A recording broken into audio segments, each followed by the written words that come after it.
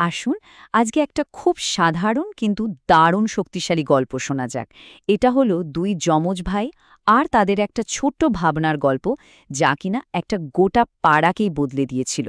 চলুন তাহলে শুরু করি। তো এই গল্পের একেবারে কেন্দ্রে আছে প্রিয়ম আর প্রীতেশ। ওরা দুই যমজ ভাই, দেখতে হুবহু একরকম, কিন্তু ওদের স্বভাব, আচ্ছা সেখানেই তো আসল মজাটা। দেখুন, প্রিয়ম হচ্ছে একেবারে উৎসাহে ভরপুর, মানে যে কোনো নতুন ভাবনার জন্য সবসময় রেডি। আর অন্যদিকে প্রীতেশ কিন্তু ভীষণ শান্ত আর গোছানো, যে কোনো কাজ করার আগেও ভালো করে সবটা ভেবে নেয়, পরিকল্পনা করে। এই দুজনের স্বভাবের মিলমিশই কিন্তু ওদের গল্পটাকে অন্য মাত্রা দিয়েছে। তো প্রশ্ন হলো, কিভাবে এই দুই ভাইয়ের মাথায় এমন একটা দারুণ আইডিয়া এলো? ওদের এই যাত্রার শুরুটা হয়েছিল কিন্তু খুব সাধারণ একটা জিনিস লক্ষ্য করা থেকে। ওরা ঠিক কি এমন দেখেছিল যা ওদের কিছু একটা করার জন্য এতটা ভাবিয়ে তুলেছিল? ওরা খেয়াল করে দেখল যে ওদের পাড়ার ছোট ছোট বাচ্চাদের কাছে গল্পের বই প্রায় নেই বললেই চলে। ওদের পড়ার সুযোগটাই খুব কম। আর এই ছোট্ট সমস্যাটাই, বুঝলেন, ওদের ভাবনার মোড়টা ঘুরিয়ে দিল।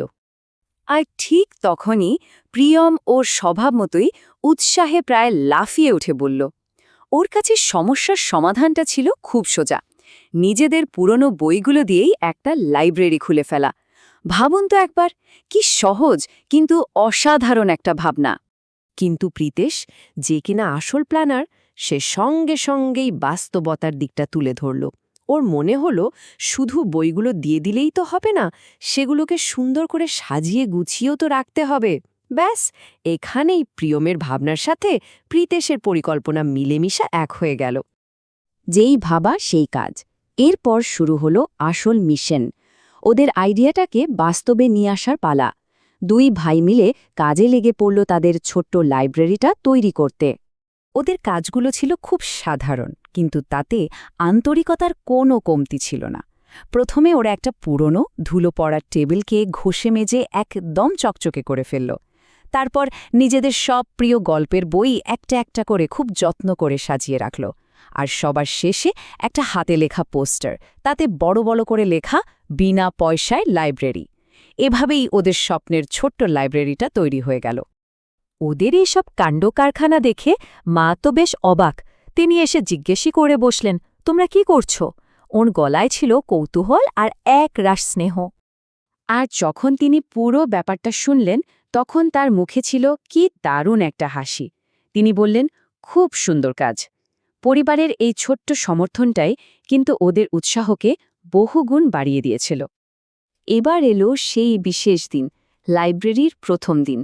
পাড়ার বাচ্চারা একে একে আসতে শুরু করল, কিন্তু তার সাথেই এলো ছোট্ট একটা চ্যালেঞ্জও। লাইব্রেরিটা দেখে বাচ্চাদের চোখে মুখে যে আনন্দ ছিল, সেটা সত্যি দেখার মতো।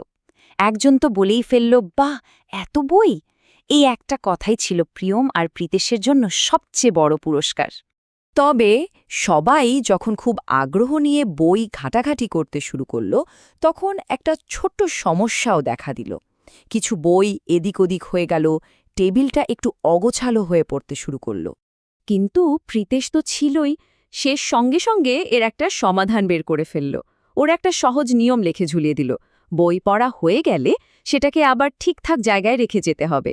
এই ছোট্ট নিয়মটাই কিন্তু ওদের লাইব্রেরিটাকে সবসময় গোছানো রাখতে সাহায্য করেছিল। এই ছোট্ট লাইব্রেরিটা কিন্তু শুধু পাড়ার বাচ্চাদের বই পড়ার সুযোগই করে দেয়নি, এটা প্রিয়ম আর প্রীতেশকেও অনেক বড় একটা শিক্ষা দিয়ে গিয়েছিল। ভাবুন একবার, ওদের এই ছোট্ট উদ্যোগটা কিভাবে সময়ের সাথে সাথে ডালপালা মেলল।